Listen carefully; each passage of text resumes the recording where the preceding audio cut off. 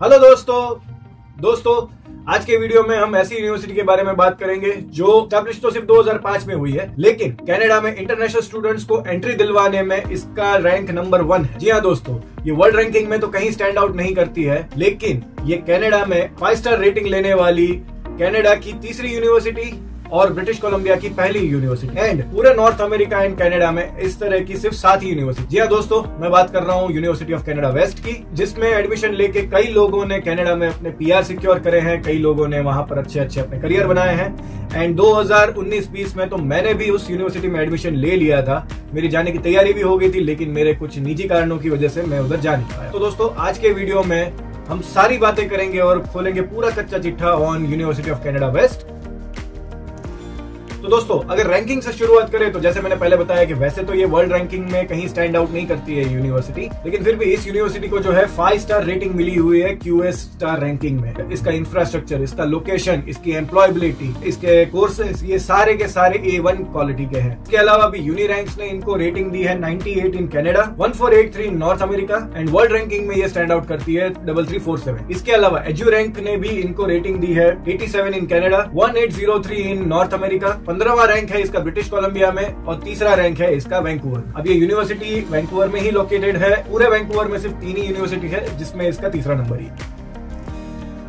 अगर इसके top courses की बात करें तो अनफॉर्चुनेटली ये यूनिवर्सिटी जो है वो सिर्फ और सिर्फ 4 कोर्सेज ही चलाती है, 3 बैचलर के और 1 मास्टर का। इसमें से इनका बीकॉम का जो इलेक्टिव है या कहेंगे इनका फोकस जो है वो अकाउंटिंग में है। इसके अलावा मास्टर्स में ये लोग सिर्फ एमबीए पढ़ाते हैं और एमबीए इनका जनरल एमबीए रहता है और ऑनलाइन एमबीए भी ये लोग पढ़ाते हैं, लेकिन हम इस वीडियो में ऑनलाइन की बात नहीं करने वाले। फीस की हम बात करें तो दोस्तों, यहाँ पर बैचलर डिग्री है वो 4 साल की है, कोई सी भी आप करते हैं, और इसकी फीस जो है वो 50 लाख तक जाती है। लेकिन अगर आप एसोसिएट ऑफ आर्ट्स करेंगे जो 2 साल का ही कोर्स है तो वो आपको 25 लाख में हो जाएगा, वरना आप कोई सा भी बीकॉम या बीए दोनों में से कुछ भी करेंगे तो वो आपको 50 लाख तक का पड़ेगा, प्लस आपको 4 साल देने पड़ेंगे वो अलग। लेकिन इनका जो एमबीए जो है वो काफी कहे कि कॉस्ट इफेक्टिव है, जिसकी फीस है 25 लाख और जिसका जो ड्यूरेशन है वो 2 साल। प्लस इसके अलावा जो है कई स्कॉलरशिप्स ये लोग प्रोवाइड करते हैं जो आप इनकी वेबसाइट में जाके चेक कर सकते हैं, या जब भी आप एडमिशन के लिए एप्लीकेशन करेंगे तो पहले तो ऐसा होता था कि उन्हीं के एग्जीक्यूटिव जो है वो स्कॉलरशिप ऑफर करते थे आपके परसेंटेज और आपके मार्क्स के अकॉर्डिंग या आपके आईएलटीएस के स्कोर के अकॉर्डिंग। तो अगर आपको बैचलर में एडमिशन लेना है तो ऑब्वियसली आपको 12th पास किया होना चाहिए और मिनिमम परसेंटेज जो है वो आपके 55% वो लोग मांगते हैं। सिमिलरली फॉर एमबीए आपको अपना बैचलर कंप्लीट किया हुआ होना चाहिए 50% से या उससे ज्यादा से। आईएलटीएस ये लोग आजकल मांगने लगे हैं 6+। पहले की बात थी तो 5.5 पे भी मिल जाता था, लेकिन अगर अभी भी आपका जो 5.5 आ रखा है तो आप इनके एग्जीक्यूटिव से बात कर सकते हैं, वो लोग आपको फिर भी एडमिशन देने के लिए कैपेबिलिटी रखते हैं। सबसे पहला पॉइंट अगर पॉजिटिव में मुझे लेना है तो वो होगा कि यूनिवर्सिटी की लोकेशन। लेकिन इस वीडियो में हम पर्टिकुलरली सिर्फ वैंकूवर कैंपस के बारे में बात करेंगे, क्योंकि वैंकूवर जो है वो कहें कि ब्रिटिश कोलंबिया जो प्रोविंस है कनाडा में उसकी जान है। यानी अगर वैंकूवर की बात मैं शुरू करूं तो यस, उसका मैं अलग से वीडियो बना सकता हूं। बहुत ही बढ़िया क्लाइमेट, पूरा कनाडा का क्लाइमेट अलग है और वैंकूवर का क्लाइमेट अलग है।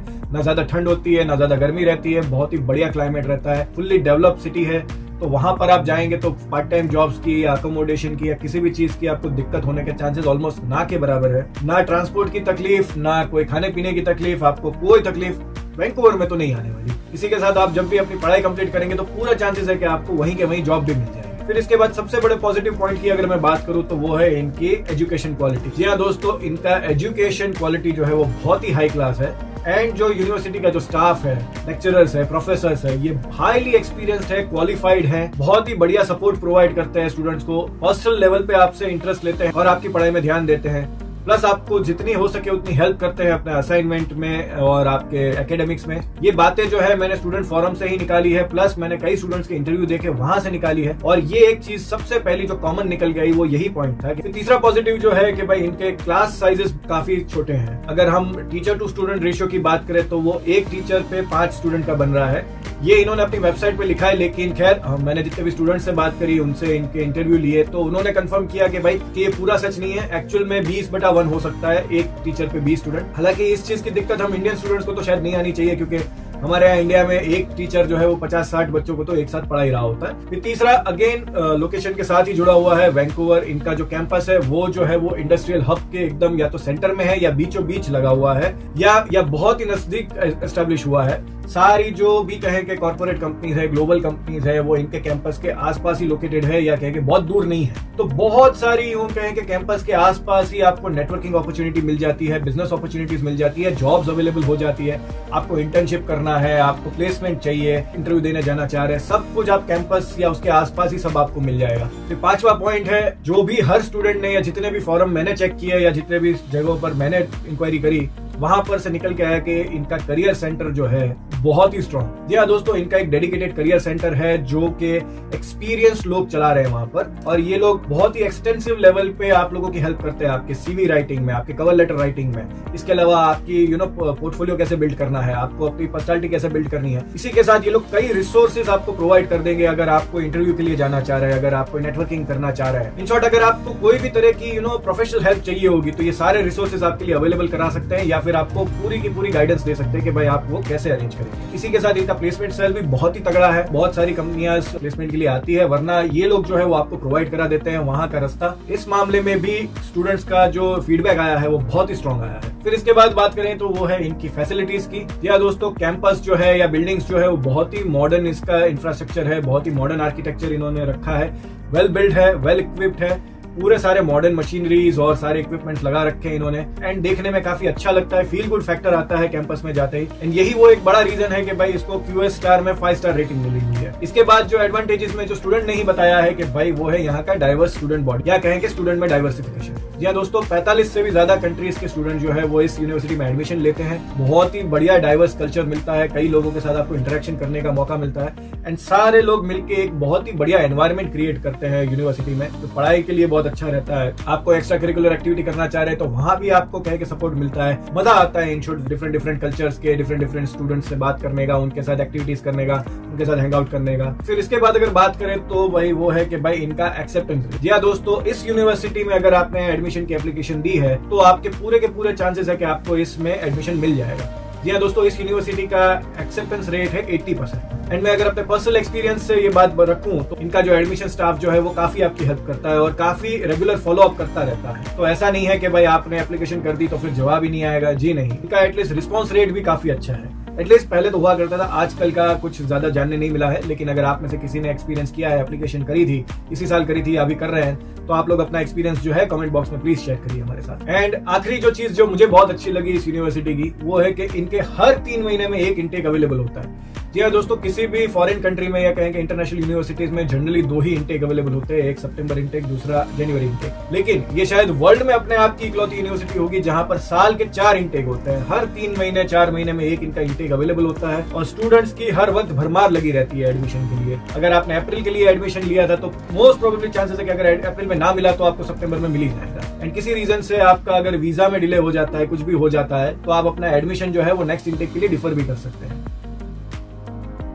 अब दोस्तों नेगेटिव में शुरुआत करें तो वो है सबसे पहले कि भाई इनका बैचलर कोर्स तो डेफिनेटली बहुत महंगा है। आई मीन अगर आपको बीकॉम करना है तो बीकॉम के लिए कोई 50 लाख देने का कोई सेंस नहीं बनता। रहा एसोसिएट ऑफ आर्ट्स जो है, ये कोर्स क्या है, इसकी यूसेज क्या है, इसके बारे में मुझे नॉलेज नहीं है, लेकिन अगर आप में से कोई इस यूनिवर्सिटी में पढ़ चुका है, पढ़ रहा है, और अगर आपको इसके बारे में नॉलेज है तो प्लीज हमारे कमेंट सेक्शन में आके इसके बारे में हमको नॉलेज दीजिए, क्योंकि हमें इस चीज की समझ नहीं है। अगर आप लोग बताएंगे तो और स्टूडेंट्स की काफी हेल्प हो जाएगी। लेकिन अगर बात करी जाए इनके MBA की, 2 साल के 25 लाख इज फाइन, क्योंकि क्या है दोस्तों, जनरली आपको कनाडा में PG डिप्लोमा के ही 15-20 लाख रुपए देने पड़ जाते हैं कई जगहों पर, और जिस जगह पे ये लोकेटेड है वैंकूवर, वहां पर 25 लाख में आपको MBA मिल जाए, ये एक अपने आप में बड़ी बात होती है। काइंड ऑफ इस यूनिवर्सिटी के बारे में हर किसी ने ये कहा कि जिस प्राइस में लोग PG डिप्लोमा करते हैं उस प्राइस में ये यूनिवर्सिटी जो है वो आपको मास्टर डिग्री देगी। प्लस इसमें ज्यादातर केसेस में 55% या उससे ऊपर वाले स्टूडेंट्स को ये लोग कुछ ना कुछ तो स्कॉलरशिप दे ही देते हैं। तो हो सकता है कि आपका यही MBA जो है वो 20-22 लाख में भी हो जाए। फिर अगर इसके बाद नेगेटिव की बात करें तो वो है यूनिवर्सिटी में पढ़ाई का वर्कलोड। जी हाँ दोस्तों, बहुत ही ज्यादा पढ़ाई करनी रहती है। यानी इस यूनिवर्सिटी के बारे में जो मेरा सबसे पहला भ्रम जो आज से मेरा 3-4 साल पहले बना हुआ था, वो इस वीडियो की रिसर्च करते वक्त जो सबसे पहला भ्रम टूटा वो यही था कि हाँ भाई यूनिवर्सिटी कोई फालतू सी यूनिवर्सिटी होगी, कनाडा में एंट्री लेने के लिए बहुत ही ईजी एंड बहुत ही बढ़िया ऑप्शन है, वैंकूवर के बीच में ही है, और यूनिवर्सिटी की रेपुटेशन कुछ खास है नहीं, रैंकिंग में कहीं ये स्टैंड आउट नहीं करती है, ये वो। तो ये सारे जितने मेरे भ्रम थे वो इस वीडियो की रिसर्च करते वक्त टूटे। इसका जो सबसे बड़ा रीजन रहा वो ये कि भाई यहाँ पर वर्कलोड जो है वो बहुत ही ज्यादा रहता है। यानी यहाँ पर ये बिल्कुल नहीं होगा कि भाई आपने एडमिशन ले लिया तो अब आपको पढ़ाई करने की जरूरत ही नहीं रहेगी, या आप अटेंडेंस देंगे ही नहीं, यूनिवर्सिटी जाएंगे नहीं तो चलेगा, या कैसा भी असाइनमेंट लिख देंगे तो एक्सेप्ट हो जाएगा। जी नहीं, पढ़ाई का वर्कलोड भी अच्छा खासा रहता है, अटेंडेंस भी आपको देनी रहेगी, असाइनमेंट भी टॉप क्वालिटी के आपको सबमिट करने पड़ेंगे। तो इन सब चीजों की वजह से क्या हो रहा है कि भाई जो इनका जो पढ़ाई है जो बहुत ही इंटेंस चली जाती है, और जो वर्कलोड वगैरह रहता है वो बहुत ही प्रेशर वाला रहता है। फिर इसी पॉइंट के साथ जुड़ा हुआ है हमारा पॉइंट नंबर 3 के भाई क्योंकि पढ़ाई यहाँ की बहुत ही इंटेंस, तो जो भी कैंपस लाइफ जो है या एक्स्ट्रा करिकुलर एक्टिविटीज जो है उनको एक्सप्लोर करने का आपको ज्यादा मौका मिलता नहीं है। एंड ये एक जो ड्रॉबैक जो है वो स्टूडेंट का सबसे पहले निकल के आ रहा है कि भाई हमारे पास कैंपस लाइफ एंजॉय करने के लिए इतना मौका नहीं मिलता। फिर चौथा ड्रॉबैक कि भाई प्रोग्राम के ऑप्शंस बहुत ही कम है। डेफिनेटली दोस्तों, सिर्फ 4 ही प्रोग्राम ये लोग चला रहे हैं, 4 ही कोर्सेज ये लोग चलाते हैं, जिसमें से बैचलर तो वैसे ही बहुत महंगा हो रखा है, और एमबीए में भी सिर्फ एक ही एमबीए चल रहा है यहाँ पर। हालांकि ऑनलाइन एमबीए का भी ऑप्शन रहता है, लेकिन उसमें ज्यादातर फीडबैक है वो सारे नेगेटिव है। प्लस अगर आप एमबीए में एडमिशन लेते हैं तो यूनिवर्सिटी का स्टाफ जो है वो आपसे कंपलसरी फाउंडेशन प्रोग्राम में एडमिशन दिलवाता है। अगर आपकी प्रीवियस स्टडी मैनेजमेंट में नहीं रही है, या मैनेजमेंट में रही भी है लेकिन अगर आपका स्कोर जो है वो 70% या उससे कम रहा है, तो ये लोग कंपलसरी आपको फाउंडेशन प्रोग्राम में डालेंगे। मैं अपना एक्सपीरियंस बताऊं तो भाई मुझे मैनेजरियल एक्सपीरियंस रहा है अपने पुरानी जॉब्स में, लेकिन इन्होंने उस चीज को कंसीडर नहीं किया कि मेरी जो बैचलर डिग्री है वो इंजीनियरिंग की थी, तो इन्होंने मुझे कंपलसरी जो है फाउंडेशन प्रोग्राम में डाला था। ये जो है 3 या 4 महीने का एडिशनल आपको कोर्स लग जाता है, और इस वजह से आपका जो 2 साल का कोर्स होता है वो 2.5 साल का हो जाता है। और ये फाउंडेशन प्रोग्राम भी फ्री नहीं रहता है, इसके अलग से आपको 6-7 हजार कैनेडियन डॉलर है वो देने पड़ता है, यानी आपका एक्स्ट्रा 5 लाख का खर्चा और आ जाता है। तो ओवरऑल ज्यादातर लोगों के लिए यूनिवर्सिटी ऑफ कनाडा वेस्ट का एमबीए जो है वो 30 लाख का पड़ता है। फिर इसके बाद अगर ड्रॉबैक की बात करें तो ये है सिटी का जो है वो काफी हद तक ड्रॉबैक है कि भाई वैंकूवर एक बहुत ही बड़ा सिटी है, और जो यूनिवर्सिटी का कैंपस है वो जैसे मैंने बोला कि बहुत ही बिजी एरिया में सिचुएटेड है। तो यस, कई बार ट्रैफिक जैम लगना, आसपास का शोर आना, कंस्ट्रक्शन का हो सकता है, गाड़ियों का हो सकता है, या लोगों का हो सकता है। तो जो कैंपस है या उसके आसपास का एरिया है, it's always busy. And definitely Vancouver is one of the costliest cities of Canada, और ये कैंपस वाला एरिया है वो और भी महंगा है। तो अगर आप आसपास अकोमोडेशन ढूंढेंगे तो बहुत महंगा पड़ेगा आपको, और ज्यादातर स्टूडेंट्स जो है वो वहां से काफी दूर रहते हैं। तो कई स्टूडेंट्स ने ये तक बोला है कि भाई हमारे को ट्रैवल टाइम ही 2 घंटे जितना लग जाता है। फिर इसके बाद अगर ड्रॉबैक में जो स्टूडेंट्स ने बताया है कि भाई इनका एडमिनिस्ट्रेटिव वर्क, जी हाँ दोस्तों, इनकी एडमिनिस्ट्रेटिव प्रोसेस जो है वो काफी कंफ्यूजिंग है, बहुत ही डिसऑर्गेनाइज्ड है, बहुत ही डिफिकल्ट है, और कई बार जो है वो आपको कंफ्यूज कर देती है कि भाई आपको एक्चुअली करना क्या है। अगर मैं अपना सिर्फ एडमिशन तक का ही खाली इनके साथ अपना एक्सपीरियंस बताऊं तो मुझे इनकी एडमिनिस्ट्रेटिव प्रोसेस कुछ खास तो कंफ्यूजिंग मुझे नहीं लगी थी, लेकिन यस, जितने भी स्टूडेंट्स ने एनरोल किया है और ऑन कैंपस उनके जितने भी प्रोसेसेस में फंसे हैं, ये उनका फीडबैक है कि यस, एडमिनिस्ट्रेटिव प्रोसेस जो है वो इतनी स्मूथ नहीं है, और जवाब भी बहुत टाइमली नहीं मिलते हैं, और डिसऑर्गेनाइज बहुत है, यानी किससे पूछना, किससे इंक्वायरी करनी, वो भी ज्यादातर पता नहीं रहता है, एंड डिफिकल्ट भी है। एंड अगर आखिरी ड्रॉबैक की बात करें तो वो है इसका वीजा सक्सेस रेट। या दोस्तों, जैसे मैंने टाइटल थंबनेल में भी लिखा है कि भाई ये यूनिवर्सिटी पीआर दिलाने में सबसे आगे है। तो अब इस बात को जो है इमिग्रेशन वाले और वीजा वाले भी समझ चुके हैं कि अगर कोई स्टूडेंट अगर इस यूनिवर्सिटी में एडमिशन ले रहा है तो स्टूडेंट किस लेवल का होगा, एंड वो पर्सन कनाडा में क्या करना चाह रहा होगा, उसका मकसद पीआर का ही होगा, पढ़ने का होगा नहीं। तो ये जो है एक चीज बनी हुई है ऑफिसर के दिमाग में। तो यस, इसी वजह से यूनिवर्सिटी भी जो है अच्छे स्टूडेंट्स को अट्रैक्ट करने में स्ट्रगल कर रही है, क्योंकि इस यूनिवर्सिटी में एडमिशन लेने के बाद आपका वीजा फेल होने के चांसेस बढ़ जाते हैं। अगर तो आप जेन्युइन स्टूडेंट नहीं है, या फिर आप पंजाब, हरियाणा या गुजरात ऐसे किसी स्टेट से बिलोंग करते हैं, तो पूरे चांसेस बन सकते हैं कि भाई आपका वीजा रिजेक्ट हो जाए। बट आई होप कि कोविड के बाद से इस चीज में भी सुधार हो गया होगा, क्योंकि आजकल तो हर इंटरनेशनल कंट्री को इंटरनेशनल स्टूडेंट्स की जरूरत है। तो as per NSSE national student survey engagement के अकॉर्डिंग इस यूनिवर्सिटी का सेटिस्फेक्शन रेट जो है, या क्या स्टूडेंट सेटिस्फेक्शन रेट जो है वो है 83% का। तो स्टूडेंट्स जो है वो इस यूनिवर्सिटी में एडमिशन लेने के बाद हाईली सेटिस्फाइड है। प्लस जब मैं इस वीडियो के लिए रिसर्च कर रहा था तो मैंने कई रिव्यूज सुने, कई रिव्यूज देखे कि भाई यहाँ से पढ़ने के बाद जॉब प्रोबेबिलिटी बहुत ही ज्यादा बढ़ जा रही है, क्योंकि इसका लोकेशन है वो वैंकूवर है, प्लस कॉर्पोरेट एरिया के आसपास है, एंड बहुत सारी कंपनीज के साथ इनका टाई अप हो रखा है, इनके एसोसिएट्स जो है वो काम करते हैं, एल्यूमिनाई नेटवर्क जो है वो थोड़ा अच्छा है, स्ट्रॉन्ग है। तो इस तरह की काफी चीजें हैं जो इस यूनिवर्सिटी को फेवरेबल बनाती है। लेकिन yes, high cost of living and university की reputation and poor structure of programme जो है ये सोच में भी डालती है। अगर मैं इसमें अपना पर्सनल ओपिनियन दूं आपको, तो ये है कि अगर आपको ब्रिटिश कोलंबिया में ही किसी और यूनिवर्सिटी में एडमिशन मिलता है तो पहले आपको वहां ट्राई करना चाहिए, अनडाउटेडली। नहीं मिलता है तो आपको डेफिनेटली इसके मास्टर ऑप्शन की तरफ तो जाना चाहिए, लेकिन बैचलर में नहीं रेकमेंड करूंगा किसी को भी। बीकॉम तो बेटर है, आप इंडिया में कर लो। एंड अगर आप एमबीए के लिए जाने वाले हैं तो पूरी कोशिश करिएगा कि फाउंडेशन कोर्स के बगैर ही एडमिशन मिले तो लीजिए, वरना तो फिर आप कोई भी दूसरी यूनिवर्सिटी को देख सकते हैं। तो दोस्तों ये था पूरा कच्चा चिट्ठा about University of Canada West. अगर आप में से कोई स्टूडेंट अगर इस वक्त इस यूनिवर्सिटी में पढ़ रहे हैं तो प्लीज हमें कमेंट सेक्शन में बताइए कि जितनी भी इन्फॉर्मेशन हमने शेयर करी इसमें से कितनी सच है कितनी गलत है। आपके कोई डिफरेंट ओपिनियंस है, डिफरेंट व्यूज है, तो प्लीज शेयर इट, क्योंकि इससे दूसरे लोगों को बहुत ही हेल्प मिलेगी। इसी के साथ अगर ये वीडियो आपको पसंद आया है तो प्लीज इस वीडियो को लाइक करिए, शेयर करिए अपने फ्रेंड्स एंड फैमिली के साथ, subscribe this channel, and lastly thank you for watching the video. Hope to see in the next one.